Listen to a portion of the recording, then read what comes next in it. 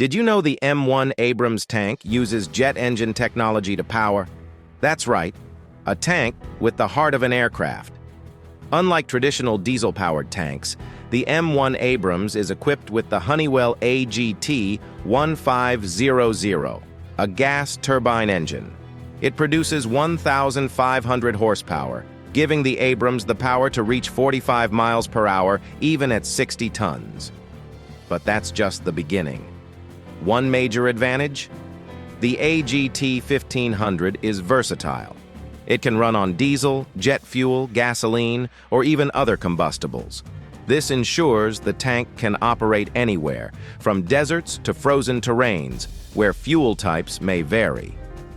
Gas turbines are also smaller and lighter than traditional diesel engines, yet they deliver similar power. This compact size creates more space for critical armor, ammunition, and crew safety inside the tank. Another benefit is the reduced vibration. Unlike piston engines, gas turbines make less noise and are smoother, increasing crew comfort, lowering wear on components, and even improving stealth in combat situations. Plus, gas turbines can start and operate effectively in extreme temperatures, whether it's scorching heat or icy cold. The Abrams is ready to respond to threats almost instantly, without long warm-up times. But there's a trade-off. The jet engine technology demands more fuel and requires complex maintenance. Still, the performance advantages, speed, reliability, and versatility often outweigh the drawbacks in the Abrams design. But that's just scratching the surface. In this video, we'll dive into some fascinating aspects of tank design and history, how tractors inspired the very first tanks, why modern tanks have air conditioning, and no, it's not for comfort, which tank holds the record for the longest distance kill, the incredible story of the longest tank battle in history, and how many tanks were involved, a breakdown of the key differences between the four types of military vehicles, and finally, the biggest threat to armored vehicles and how they are tackling it. Modern tanks like the Abrams aren't just about engines. They're equipped with air conditioning. Sounds luxurious, right? But it's not about comfort. It's survival. Imagine being inside a tank in the desert where temperatures can soar over 50 degrees Celsius. The metal body of the tank traps heat, turning it into an oven. Without cooling, soldiers could face heat stroke or dehydration, compromising their mission. But that's not all. Modern tanks are sealed to protect crews from chemical or biological attacks. Without air conditioning, the air inside would become unbearable, hot, stale, and potentially dangerous. And there's another reason: technology. Advanced tanks are packed with electronics, like targeting systems and sensors, which can overheat and fail. Air conditioning ensures these critical systems function perfectly under extreme conditions. Now, let's talk about record-breaking feats. The longest tank-on-tank kill in history came from the Gulf War in 1991. A British Challenger 1 tank, part of the British Army, spotted an Iraqi T-55 tank at an incredible distance of 4,700 meters. That's nearly 3 miles away. Challenger 1 is a much more advanced and capable tank compared to the T-55, which, while a reliable design, is not equipped to handle the same level of modern combat technology. Using its 120mm rifled gun, the Challenger 1 destroyed the T-55 in a single shot. This incredible shot remains unbeaten to this day. But before these high-tech marvels, there was the Battle of Kursk in 1943.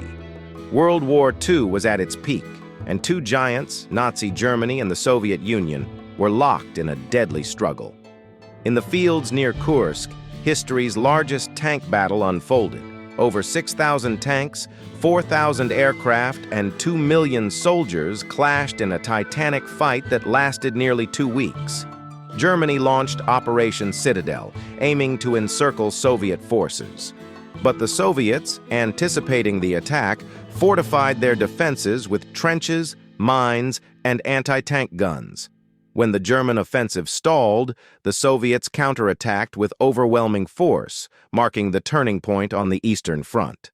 The story of tanks begins in World War I.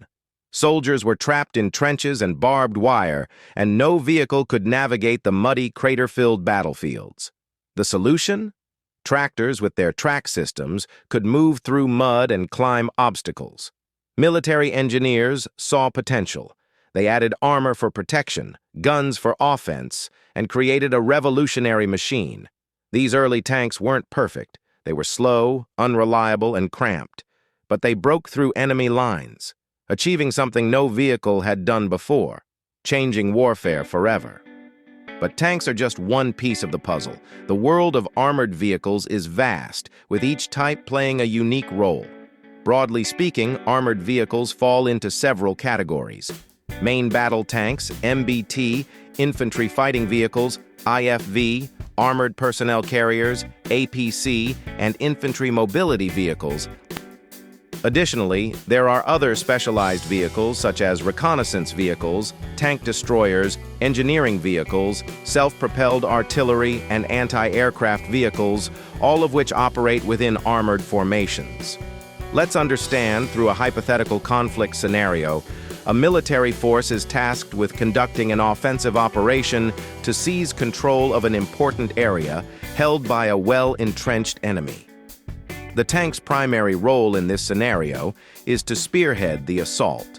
As the offensive begins, tanks move forward by engaging and neutralizing enemy armor, fortifications, and heavily defended positions. Now, picture infantry fighting vehicles, IFVs, as the supporting cast. As the tanks advance, IFVs follow closely behind, transporting infantry squads into the combat zone while providing close fire support against enemy infantry and light vehicles. Next up are the armored personnel carriers, APCs. Once the tanks and IFVs have breached enemy defenses and secured a foothold, APCs move forward to transport additional infantry reinforcements to the front lines. Throughout the operation, APCs remain on standby to evacuate wounded soldiers and transport reinforcements as needed. As the offensive operation progresses, IMVs are deployed to conduct reconnaissance missions in the surrounding areas to gather intelligence on enemy movements and positions.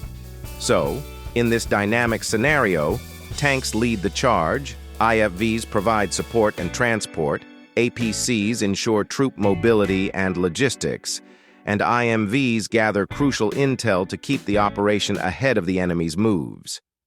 In recent conflicts, like the Russian-Ukrainian war, small FPV drones have emerged as a serious threat to armored vehicles. Despite the high-tech reputation of tanks like the American Abrams, German Leopard, and Russian T-90M, these expensive machines are vulnerable to low-cost, one-way drones priced around a few $100s. Initially rare, such drone strikes are now common in modern warfare. To counter this, tanks are increasingly fitted with cope cages, large welded structures designed to deflect drone attacks. Early versions were rudimentary, but newer models are more advanced, offering better protection against these affordable yet effective threats. From the muddy battlefields of World War I to today's cutting-edge technology, tanks have been at the forefront of military innovation. That's it for today. See you in the next video.